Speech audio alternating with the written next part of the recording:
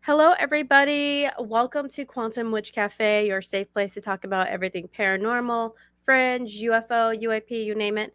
We are here for it. And I want to say, before we get into our wonderful guest tonight, I want to say thank you to anybody listening on YouTube, Anomalous Podcast Network, now, later, in the future, in another dimension, wherever you are. Thank you. I appreciate you. I want to do some shout outs to the live chat. I see some people that are always here to support me, like Kat, Curious George, Logan. I see Donovan, and I'm sure more people will trickle in. As we know, Wednesdays are a very busy night, and that's going to be an announcement of me moving the show later on tonight. But without any more of that, we have Mr. Robert Bosnak, who is an amazing author, and he's also a teacher of all things dreams and alchemy. So I consider him a teacher. But do you want to tell them a little bit about yourself? Do you go by Robert or Mr. Bosnak? Robert. Okay, all right, wonderful. So let's tell everybody about you in case people are not familiar with your work. So, yes, I'm trained as a Jungian psychoanalyst in Zurich, in Switzerland, in the 1970s. And I specialized there on dreaming and on alchemy, and have been studying that for the last 50 years and worked with like between 40 and 50,000 dreams. And so I'm very settled in that area. It's an area of complete unknown. Nobody knows what dreams mean. Nobody understands dreams, which is a wonderful thing.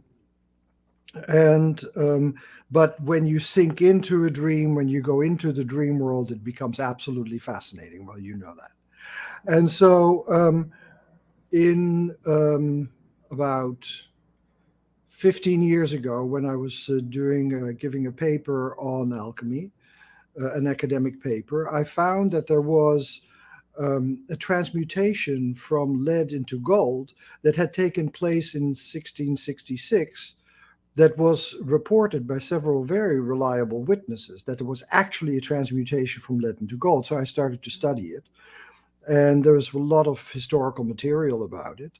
And then I became so fascinated with it that I thought the only way I can write about this is through fiction, because in fiction you can actually go deeply into the alchemical Right. ideas that I'd been studying for all these years. And so I wrote a series of novels, 4 novels, called Red Sulphur. It's a whole saga that goes over four books and describes the life of a family that was the last who were in possession of the Philosopher's Stone. Because you have to understand that alchemy went through its peak in about the 15th century. And then in the 16th, 15th, and 16th century. And then in the 17th century, science emerged. And so slowly alchemy moved to the background. So the most interesting century, as far as I'm concerned, besides our own, because our own century is always the most interesting, but um, is the 17th century, because in the 17th century you see the emergence of science. You see what happens, that we move to an objective stance, we moved out of participation, we moved into a completely different world, and that transition of worlds is so interesting, and that's Yes. what the book is about. That's amazing, and all this is based on research. And it's strange when people study things like alchemy and dreaming. It's still very people don't understand it. So I think that But it's that's great. right, that's a very good Mhm. attitude, to not understand it. Yeah. I think so too, because I feel like people, when we think we know something and you're 100% sure, then you're not growing because you're not thinking anymore. You're just like, that's how it I is, you know? totally. Um, Especially with the world of dreams. And Yeah. and I've had a chance, and your books come out in the fall, right? No, the They're books out. they have come out a few months ago. Okay, that's what I thought. Because They are already available on Amazon. okay, yes, you'll have to. I will post that link too. I do have your website linked, but I will put a link to the Amazon where you can get these, and they are really good. I recommend it if you're looking for some fantasy that's also very magical and alchemy, and it's really good. It's I can't say enough about it. I've only gotten through the first one, but I'm already hooked. And I don't read a lot of fiction, so it's hard for me to find fiction that entertains me. And you've done that, Hmm. so thank you for Oh that, well, giving thank you my very brain a break. much. Yeah. Yeah, So well, it is both fiction and nonfiction, right? It's a yes, mixture exactly, because exactly. it was one of the most interesting political movements of the last millennium, in which um, the science was wrested away from the church, where the church was, with its Inquisition, tried to Yes. stop science. And this was a time when there was the big battle going on for the survival of science. It was the battle between William of Orange and King Louis XIV of France. That's amazing, and I love when people use historical events too, and that's another I think that's another reason I like it, and that's why it seems so, it's easy to immerse yourself in it because it's based on a world that we're familiar with if you're familiar with history. So, Right, I exactly. love history too, that's my other nerdy thing that I like, so I Oh yeah, it's not nerdy. It's yeah, it's great. And so this is like Dune, but in the real world. Yes, And yes. so I like that very much. Yes, I love it. I'm just picky and I'm happy that I found you. So, how Michelle had some good talking points for me to go over with you. Please. And there's Hmm. some that stand out. So, I'm going to start with my favorites and then we'll go from there. So alchemy. Can you explain what alchemy is to people that are new to the concept? Yes. Um, well, let me start with the history, right? Alchemy comes from the Sumerian area, Egypt, and in that delta, there was an enormous upsurge of a culture. And we know from the pharaohs and all that. And so, what happened at that time was that there was a great interest in mummification. There was a great interest in the eternity of the body. Mummification was to make the body eternal. And so they had all kinds of chemistry to make the body eternal. Then they had all this cloth making to make the cloth for the mummies and to make the cloth for the clothes, and also they created these beautiful dyes, and that's another chemistry. And then there was metallurgy that was happening, and at the same time there was this emergence of astrology, this emergence of the search for cosmology. There was a movement around called theurgy, which was um, being participating in the presence of the gods. So all this came together in this amalgam in about 2,000 years ago, which became alchemy. And the notion of alchemy is that you can take something that is in its raw form, and as you refine it more and more and more, it can become highly refined and super valuable. And they did this especially with the metals. Comes from metallurgy, right? And but their interest was also in eternal life because they were making mummies. And so in the metallurgy, they were talking with the metals because we were still participating, right? We were before science. Science is the moment where I love science. I'm very much involved in science, in artificial intelligence, all those kinds of things are very, very interesting to me, and I work very much with it. But in science, we are separate from matter. Matter is here, and I am here. I'm alive, matter is not. And in the alchemical period, so the period before the 17th century, what you had was that were all participating in aliveness. Everything is alive. There's Right. only biology. There is no physics. There's only biology. And so the alchemist was participating in the metals and was communicating with the metals. And out of that communication came the refinements of matter, which is also chemistry. And Right. what happened in the 17th century is that the split started happening between the alchemist being totally involved with matter and being part of matter and being Right. part of the experiment, to the alchemist being distant and the scientist becoming a chemist. Mm. So that is basically alchemy from an historical perspective. Okay, that's awesome. Yeah, that's a rich history, and it's great that and interesting that it goes back to Sumeria. So many things got started in Sumeria, right? Absolutely, I totally. remember reading something at some point about a dream tablet in Sumeria that, and it was one of the first recorded instances of like dreams. Yes, and there's also the the first law system, the Hammurabi law system. There's a lot about dreams. There's a lot about the travels of the soul. They were very interested in how the soul traveled, and they were very interested in what happened after death. Mm. The Egyptian Book of the Dead is a very, really important document, and the notion was also that the hieroglyphics that the Egyptians were using were actually evocations Yes. of states of being. Right, right. And then there's the handwriting too. The handwriting, people think of Egyptian handwriting or Egyptian alphabet being what we see with the pictures, right? But Yeah, they also had another form that they used that looks really similar to Sumerian, the way that they're formed, like the letters are formed. It doesn't look like the pictures that we see. yeah, yeah. That's another thing people don't talk about a lot either. Hmm. So the next question is how does one apply alchemical properties or concepts to an everyday life? You Yes, know, yeah. But that's been my main interest. How do you?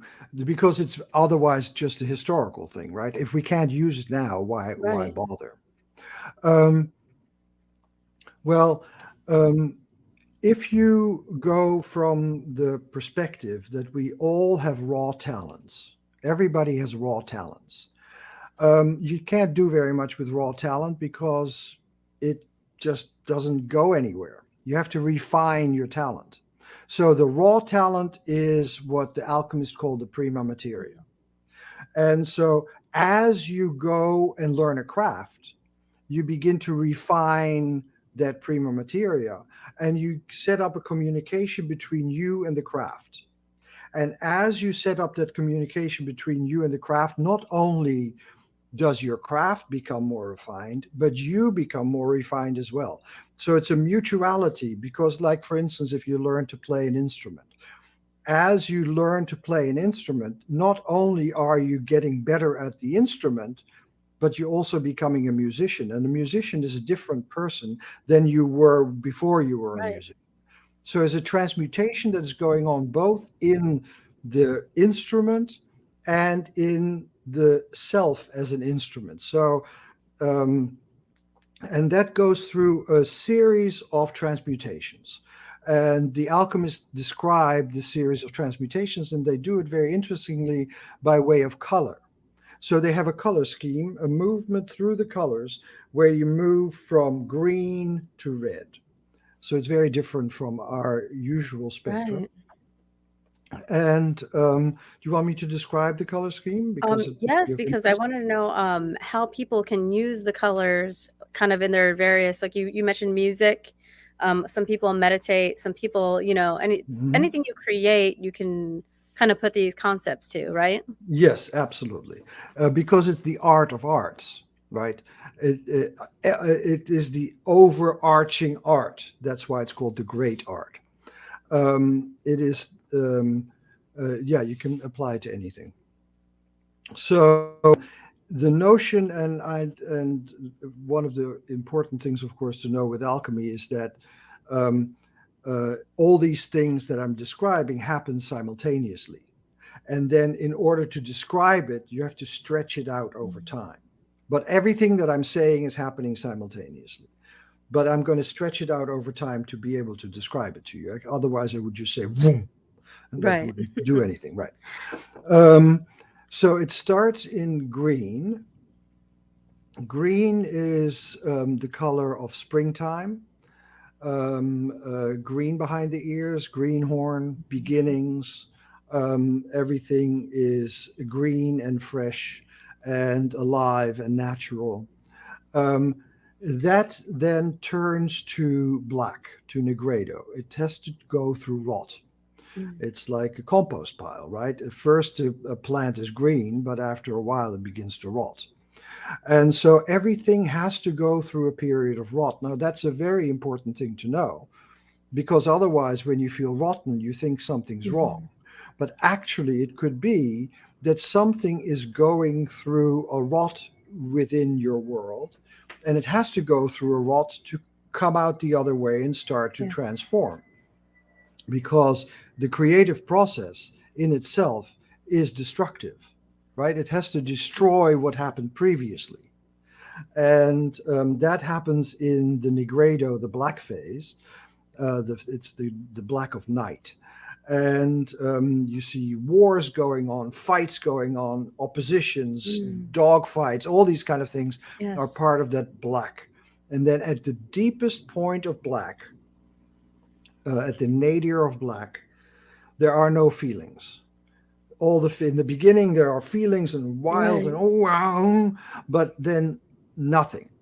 And you Wow. just and that is the moment of absolute blackness, and it feels as if you can't get out of bed, Mm. because the notion of it is I can't. There's not I feel sad or anything. No, it's just I Yeah. can't do this anymore. I can't. So you have to go through that.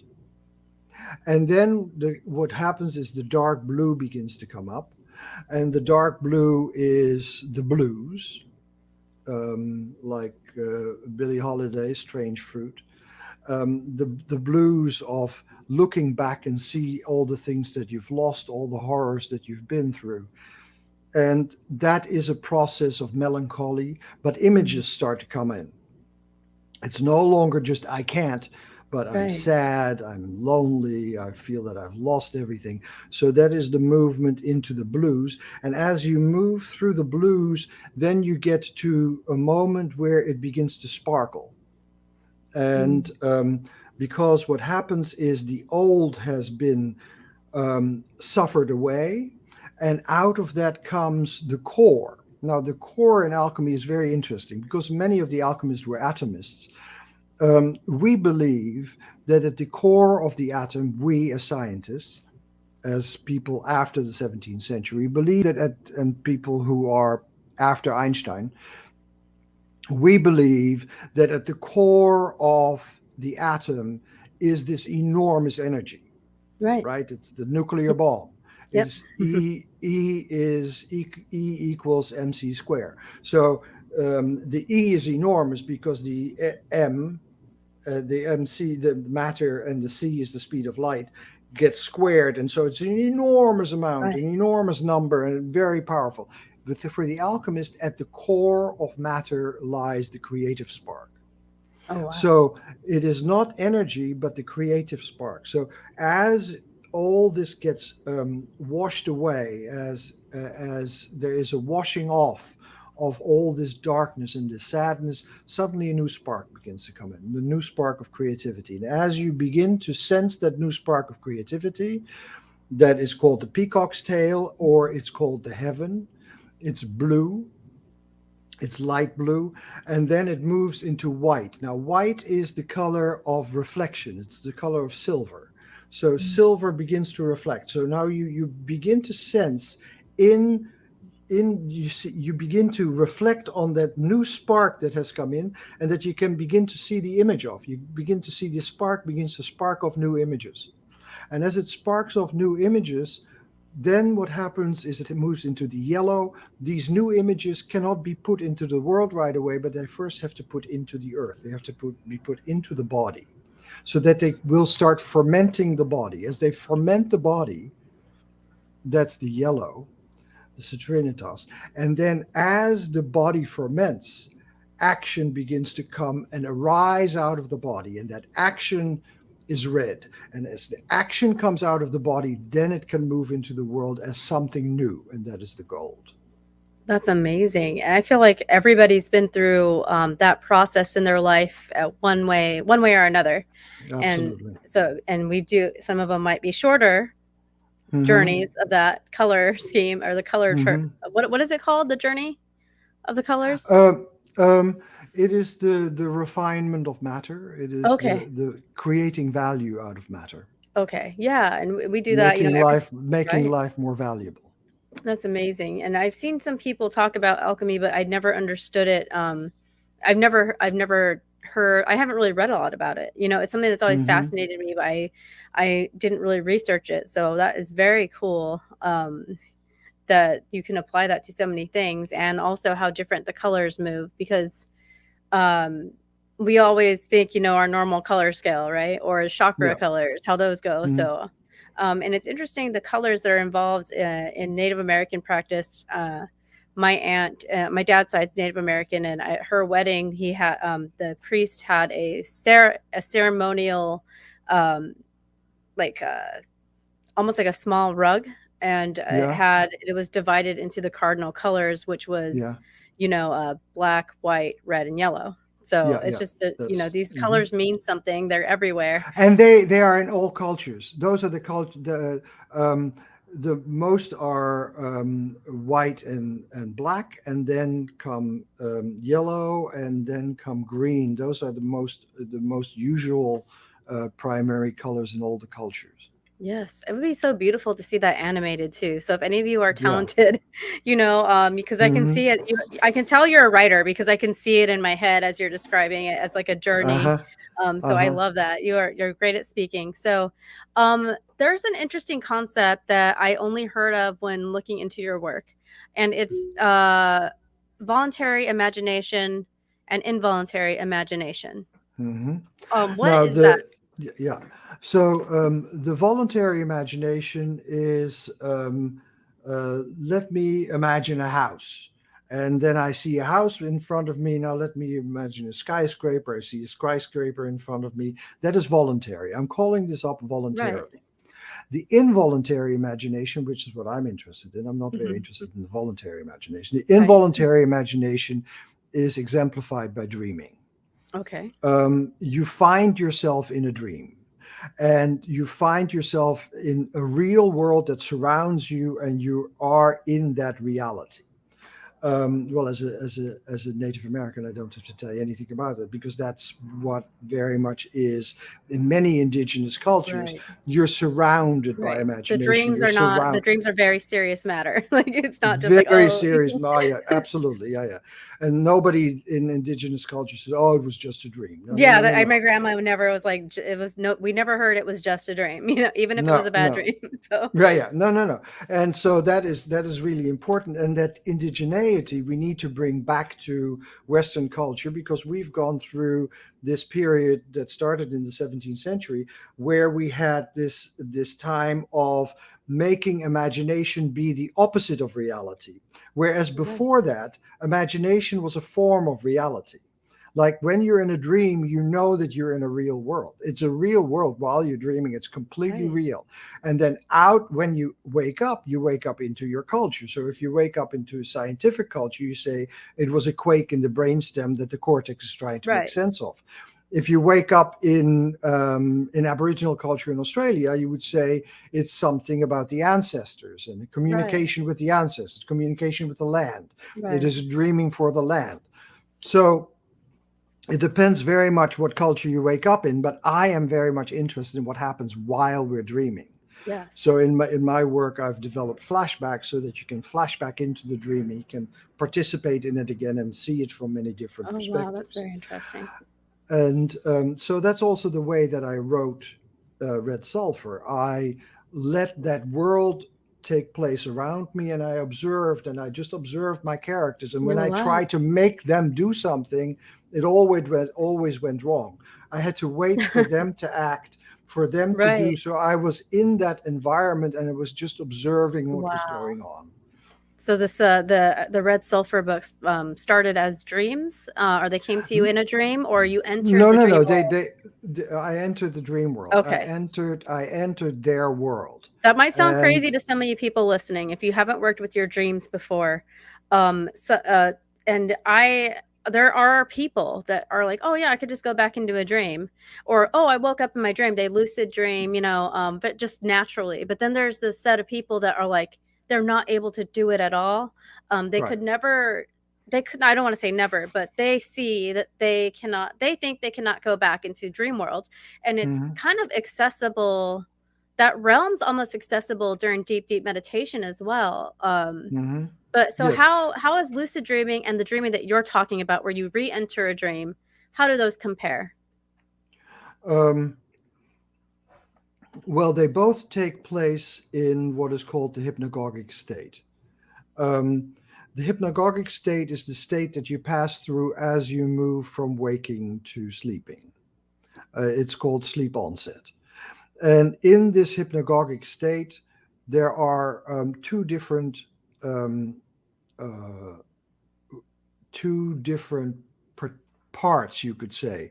In that, it's called the liminal sphere. In the liminal sphere, there are two parts. There's the part where you're still awake, where the image world begins to surround you, and you can feel that it's there everywhere, but you're still awake. And then there is the lucid dreaming state, where you are asleep, where you are not awake anymore, but where you still have the awareness of waking consciousness, and you know that you're in a world that is different from your waking world.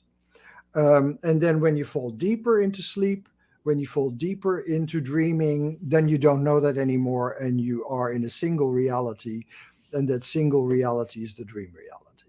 Wow, I love that, and I've always been fascinated by dreams. It's just been, I guess, in my culture, as you say. It's in your culture. It's Yep. wonderful. Yeah, my Hmm. grandma always had dream dictionaries. She's like, "I buy these, but they're useless. You have to do your own dream interpretation." Yeah, Um, absolutely. I did a dream interpretation class. I had a small business in 2020, and I unfortunately started at the end of 2019, and then 2020 happened, so it didn't make it. But Ah, it was a spiritual education type thing, and I was planning on a whole class set of classes based on one was intro to like dream interpretation, where you start working with your own dreams and understanding them. Very beginners, like write them down, affirm before you go back to sleep, I would like to re-enter this dream, or meditate and get into like a state before you go to sleep, where you can easily enter your dreams and be lucid or aware that you're dreaming. um, and then I did some, I'm a witch, so we did herbs and crystals, yeah. but things like blue lotus and mugwort have been used throughout history to help Yeah. kind of kickstart these states of Well, dreaming. especially mugwort is very good. Yeah. Yep, not if you're pregnant Yeah. though, if you're listening. Don't drink it if Oh, you're oh, pregnant. oh, I didn't, I didn't. Oh, thank you for telling me. Yeah, I did not yeah. know that. Yeah, I Hmm. only know because the whole, I remember I was using it and then I got pregnant, I had to stop, and I was like, "Oh, man," but yeah. So, you said something very interesting, how, you said a dream flashback, so you can flash back into your dreams. Yes. Ca And you do that by very careful observation. So, for instance, you have a dream in which you are, this is my um, usual example. You have a dream in which you are chased by a dog. What you first do is you um, get begin to be aware of the environment. So where is this taking place? It's taking place in the street. I'm walking in the street, and is it daylight or is it night?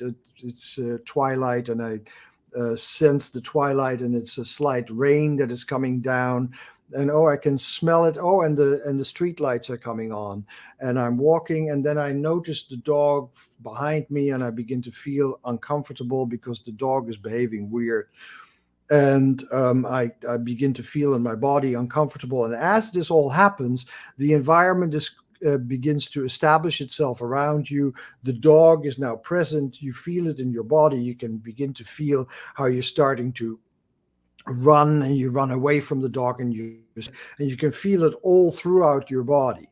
But what I then do is I help the person to not just feel it from the perspective of the one who runs away, but also from the perspective of the dog, Mhm. because everything in a dream is imagination, and you can enter into the dream from any perspective by the process of identification. So I can identify with the street light and begin to sense the street light and the light that it casts, and then begin to experience the dream from the perspective of the street light, or I can experience it from the perspective of the dog and feel in the dog, the bite in the dog, Right. and so you can feel it from many different perspectives. And then once you're done several perspectives, you can, for instance, feel the from the running away and of the Yeah. dog, and you can feel that at the Oh my same time. And gosh. as you feel it at the same time, something new begins to emerge. So that is my way of working with dreams. Wow. So is that your creative process when you wrote your Yes, books? exactly. So you sit down, you have a cup of tea, and you get into this state. How does your creative process work? Because I've never heard anybody speak the way you speak about anything. Hmm. You have this gift with words, but how do you enter your creative state? For Yeah. some people also that might be having troubles, they want to write something or they want to paint something, and Hmm. they're kind of like stuck. Yeah. Um, I work with that a lot. My main clientele at the moment is artists, musicians, filmmakers, directors, actors. Yes, so just let's go to the sense that you're stuck. You're a painter and you're stuck. And you're trying, but everything that you do is a mistake. Um, you have to shift perspective to the canvas and what it feels like from the canvas's perspective, so that you get out of that habitual perspective, because the habitual perspective, your habitual consciousness is your limit.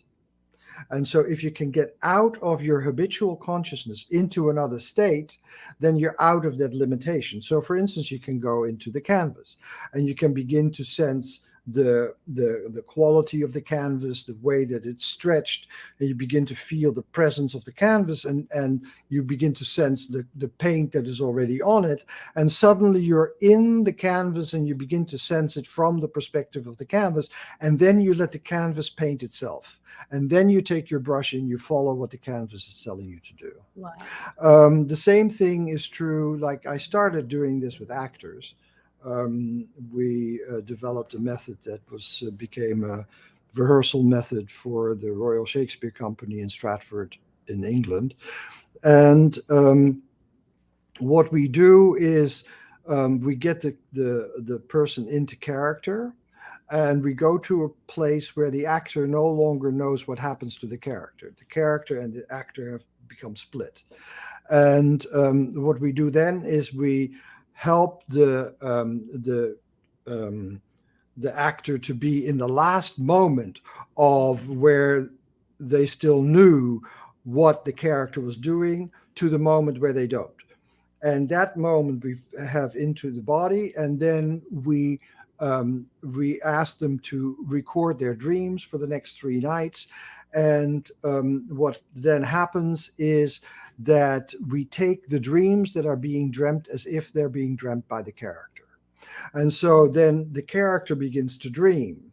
And then the most interesting material is in the elements that the dreamer is most afraid of or feels most alienated from, because that is new information coming in. Habitual consciousness is always trying to keep new information out.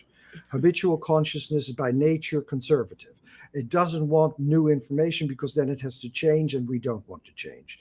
And so as we note that the other is really alien, that's what I help them identify with, and then you get new material about the character. Now you can do that with writing. I've done it a lot with writers, novelists, and but I've also done it with scientists, because if you do it, for instance, with a quantum physicist, they if you, instead of them doing the looking at the black hole, if you see it from the perspective of the black hole, you get a completely different way Wow. of Yeah. entering into it.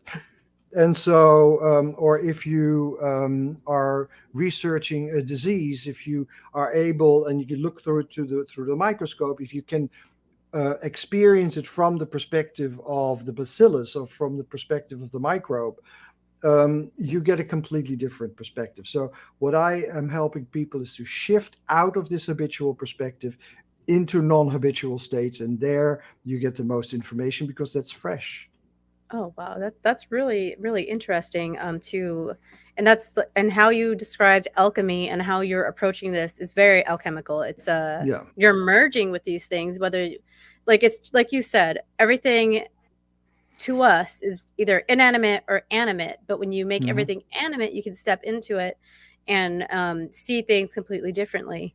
A Yes. question that I get a lot is I'll get a call from somebody after they had a dream, and it always starts with this: I had this dream that I Yes. just can't, but it was so Yes. real.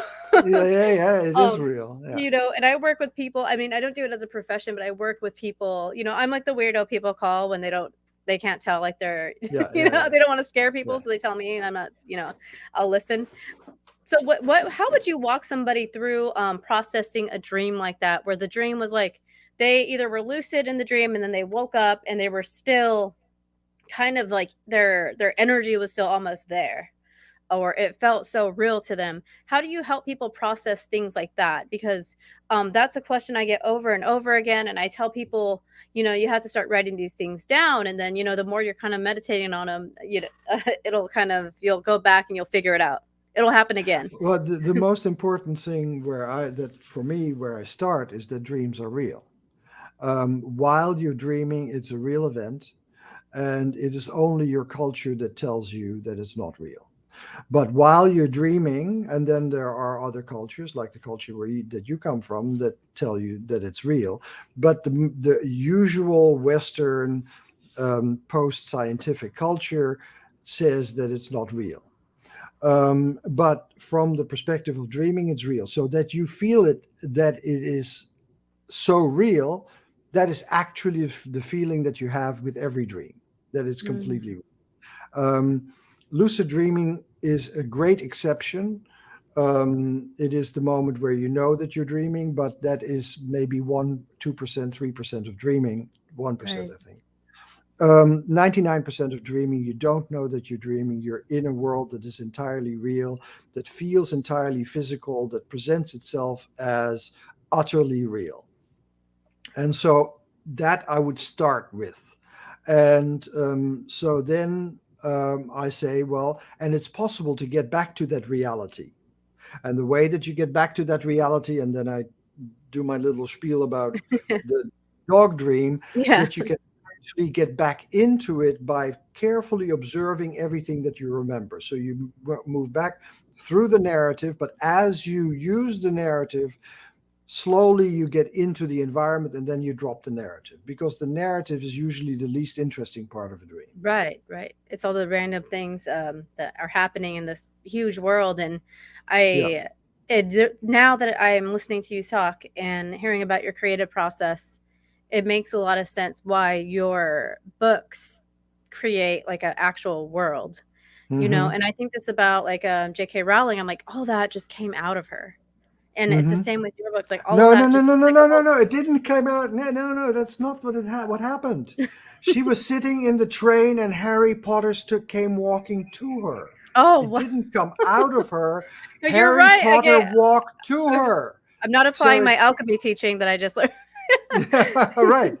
So that's what is so amazing about Rowling. She was able to let Harry Potter walk in and then follow him into that Wow. world. Yeah, yep, you're right. That's the process. And but it's still amazing that these whole worlds are there, Yes, you they know? are there. You just have to participate in them, and then you have to describe them and write them.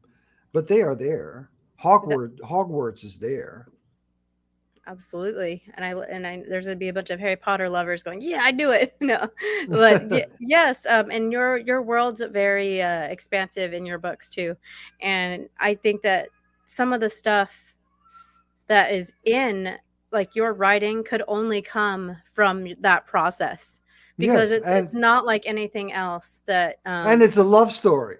yeah, And if you so like love stories, once but it's not super cheesy though, guys. It's not like a romance, like oh, no, no, no, no, no, no, no, no. it's an No, exciting love story. it's a very exciting love story between alchemists, and the most powerful person in it is a woman alchemist, and she is in love with the male alchemist, and she cannot have children. She's barren because she has had an illness, and he needs to have offspring because he has this red sulfur, and the red sulfur has to pass. Red sulfur means the philosopher's stone can only pass along his bloodline, so he needs children, and they are completely in love, and it's not possible for her to have children. So she suggests that the woman that she brought up as her daughter have the children for them. And of course, this creates an incredible triangle of disaster Oh. because here the mother-daughter relationship, the daughter, of course, realizes that the mother is still completely in love with him, and she is in love with the same man, and then they both give birth to a child, and it's a complete mess. Delicious. A delicious mess. I like it. Yeah. So there's 4 books, right? And is Yeah. that's it? You cannot carry past that because I haven't gotten to the other 3. So that's it for Uh, that series? It is it for that series in that period. Okay. But because one of the things that I said in Alchemy, alchemy is about mummification, alchemy is about immortality. So immortality becomes part of the story, and therefore it is possible for, if somebody else wants to, they can continue this world in another era. Okay. That makes a lot of sense because it doesn't just go away.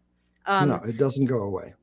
and do your characters still come to you, or is that something you control? Do those same characters? Because I know a lot of writers get attached to a character because it's so real when they're writing about them, you know, and it, like you said, if you go into that state, it is real. So, do your characters still visit you, even though you're done with with those 4 books for that series? Um, Sometimes they are very much after me to get it into the world. They want to be read. They want to be so. They're pushing me very much. And when I, for a while, don't pay attention, because of course I finished writing in late last year, and then we went through the editing process, and then it came out somewhere in January, February, and March, and so and now they're after me to say you have to bring this into the world. That's your responsibility. So they're pushing me. Yes, that's awesome because I know some people are just like they're, you know, but if they looked at it from your point of view, they would be able to revisit those characters in that world, or they would Oh, just be able to go absolutely. into it. Yeah. So yes, I heard, and it might have been Michelle saying that someone is writing sort of like a biography about you. Yes, well, that was that somebody started that, and it went about halfway, three quarters way, and then um, I felt very much like this was way too early. Mm, I'm still, I mean, I'm 74 years old, but I'm still in the absolute middle of my creative career, and I've started a whole new project of artificial intelligence and creating virtual companions, and so I am still, so I said, let's stop this because yeah. I'm not done. No, It's I but remember very much George Lucas getting a lifetime award, Academy Award, and he looked. He was sitting like, oh, because he said, I'm not I know, done." right? Like that's it. Yeah. Oh, somebody's asking who Michelle is. So Michelle is his publicist, and and she represents many people. So I talk to her often to get guests because she's got all the good guests, all the good clients. Something else very interesting that I never heard of was what apocalyptic imagination and how Mhm. you use that to try and make like a movement to make people more aware of nuclear war and political type things. Yes. Well, I am very interested in how dire political situations get mixed up with apocalyptic imagination. Apocalyptic imagination is images of the end of the world because apocalypse means revelation, and it's a revelation of a new world to come. And in order for the new world to come, there is the moment of the destruction of the old world. And so the danger of it is if they get mixed. For instance, when I was doing a Facing Apocalypse conference in 1983, and we announced that the next one would take place in 1985, Mm. people would run up to me and say, "Don't, no, no, it has to be next year because otherwise we'll be in nuclear winter." And people were completely convinced of that. Yeah. That doom just around the corner. Every time you read that we have to do things within the next 10 years because otherwise it's hopeless. I've heard that being said from 1960 from the Club of Rome, those reports. And so that is the mixing of doom, the mixing of apocalyptic fantasies with with dire realities, because we are living in a world with dire realities. One of the things, for instance, with the environmental issue is that I think 70% of the insects in Germany are dead, Oh, which wow. means that the birds are going to be next. Mm. So we are in a situation that is Right. already very dire and very dangerous. But if you begin to mix that up with apocalyptic imagination, then everything has to happen in the next 10 years. We have Right. to do it now. Yes. Burn out. This Yeah. is something our environmental problems, environmental issues have to be solved over the next 200 years. They came into being in 200 years since the Industrial Revolution, and it will take us 200 years to solve them. So if we get this mix up, then it's very dangerous. And the most interesting thing I noticed recently about this mix up of apocalyptic imagination and dire situations politically was when Putin said, um, when we use nuclear weapons, when we may all get destroyed, but we will go to heaven and they will just croak.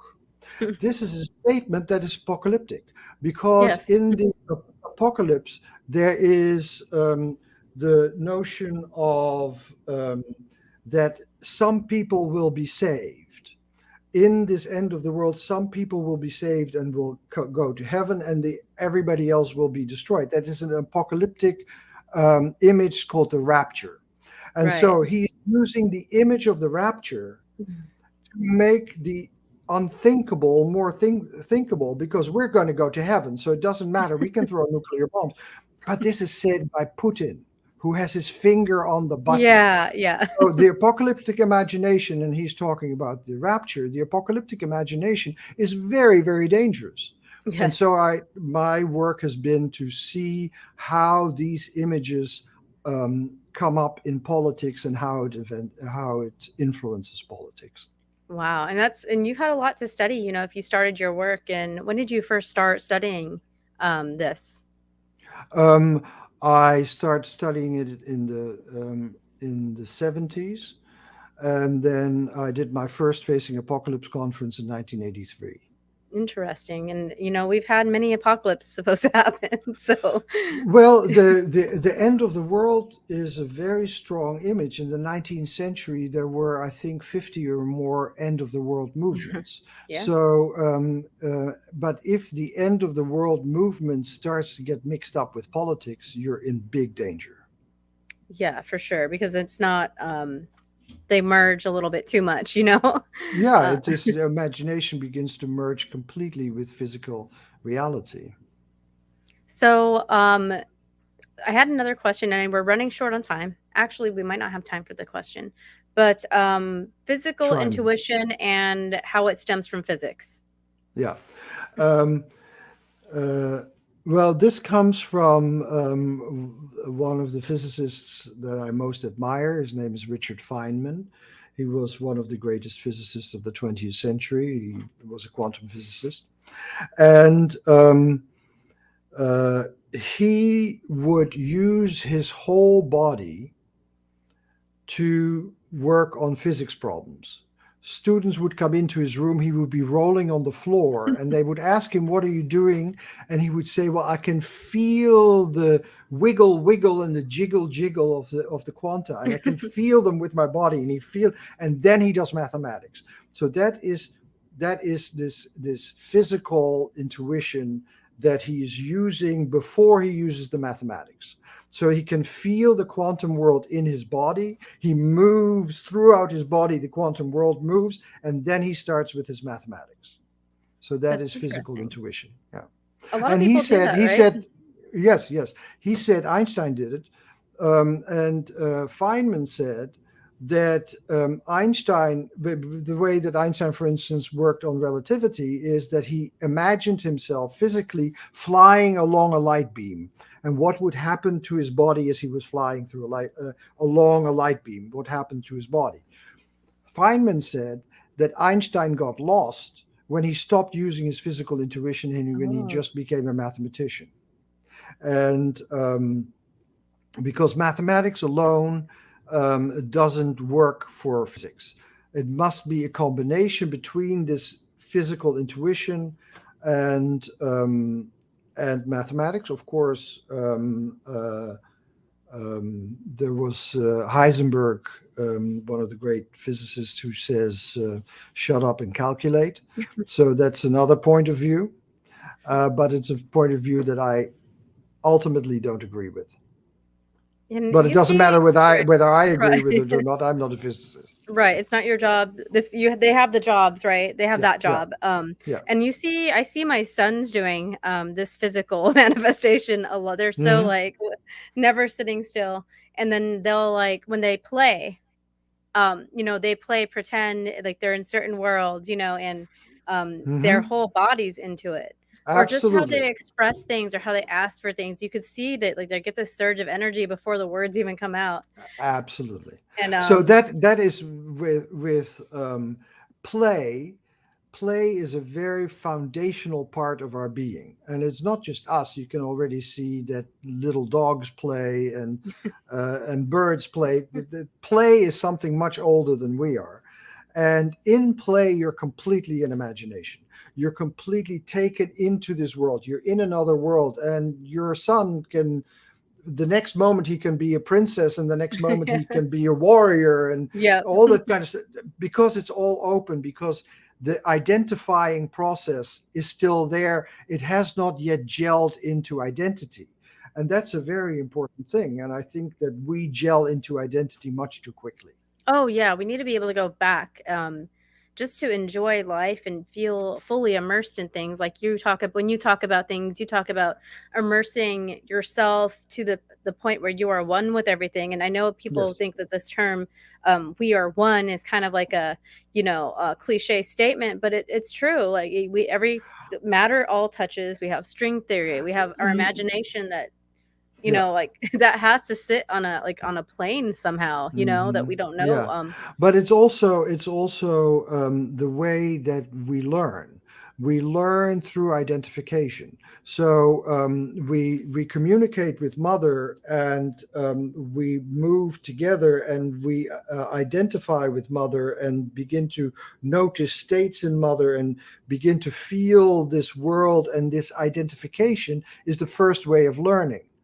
And so the sense of becoming one is actually how we learn. Yes, absolutely. And we learn that in metaphysics as well. Like I've taken a lot of energy work classes and read a lot of book about I took a priestessing class and we talked about people's energies and how, they merge sometimes. And I remember seeing one animation where they have these two bubbles of energy, one's a kid and one is a mom, and they're together. Like they almost like a Vesica Pisces, like they're together. And Hmm. then the mom like overreacts about something and the kid pulls its energy away from the mom and and its energy becomes smaller. So Hmm. I've always held that image in my head when I'm trying to talk to anybody, because what you're saying can very much affect people. I know there's that whole saying what sticks and stones, but it's not true. It's not true. Like Mm. what Oh, I'm words can saying. hurt you very much. Yeah. Exactly, especially these day and age. Sometimes that's all we have. It's words and emails and social Well, media. yeah, social media. Social media is words that kill. Oh, yep. Really, it's Hmm. people get very nasty on Kids, there. kids, kids commit suicide over it. Yeah, No, it's words can kill. Words. The notion of sticks and stones is not true. yeah, I feel like that's a very dated saying. I don't say that to Hmm. my kids, and when they talk about their dreams, I listen because I know, Hmm. you You know, better. because Yeah. well, oh, absolutely. Because if you see like somebody, even adults that call me, my friends that talk to me, and my kids, anybody that's talking about a dream that has left an impression on them, Hmm. Yeah, and that or impression is deep. yes, it's almost like they some people, it's almost like when you wake up from those dreams, it's almost like you still have like a foot in it. Like Hmm. one foot here, Yeah. one foot in between the realms, and Yeah, and some it's still in you. yes, it's very interesting, and people always ask me, I'm the first person they call, but Well, that yeah, may also be because you're a granddaughter of your grandmother, who was very, the dreams come through Yes. lineage. Yep. And so uh, also when you see in Aboriginal culture here in Australia, a kid is taken by their, it's usually the grandparent, by their grandparent when they're 5, and then they're being trained to become a medicine woman or man from the age of 5, because it goes in lineages. And so people can smell that you come from a dream lineage. Right. That makes a lot of sense. And I definitely believe that our ancestors, even our recent ancestors passed these sort of gifts on to us. I hate to say the word gift because it tries to make some people feel special or entitled. I don't mean it in that way. I just mean it is something that not everybody is able to manage and guide people on. So very much like what you do, you work with a lot of people on what sort of things do you offer for clientele? Well, I work privately via the internet, and I teach. I teach at a medical school in the psychiatry department, and I teach on the Jung platform, jungplatform.com, where I have hundreds of hours of video of my teachings on alchemy. Um, those are the main places where I teach. Okay, wonderful. Yes, I have that linked below, and I'm going to add his books below the Amazon link as well, so Hmm. people can find that. And do you have anything coming up? We are up on 55 minutes now, 56, whatever. But I don't want to keep you too long because I know you have a life too. So, do you have anything else coming up? Do you have any interviews Yeah. coming up or anything you want to talk Well, about? there's a course that is happening at the Jung platform about originality, because I think that originality is a very important issue that is frequently misunderstood. Um, it is returning to the origin, returning to the spark of creativity, and the course is all about how to get back to that spark of creativity and what you have to go through to get back to that. So that is at jungplatform.com. It's called Originality, and that is just beginning. So that is coming up right now, and I very much hope that people are interested in this great love story in the 17th century when the whole world changed from alchemy to science. Yes, it's a very pivotal time for humanity, and it's fun to Absolutely, be very, able to read yeah. about people in that world and during that Hmm. time. Is there anything that you didn't get to talk about that you wanted to talk about tonight?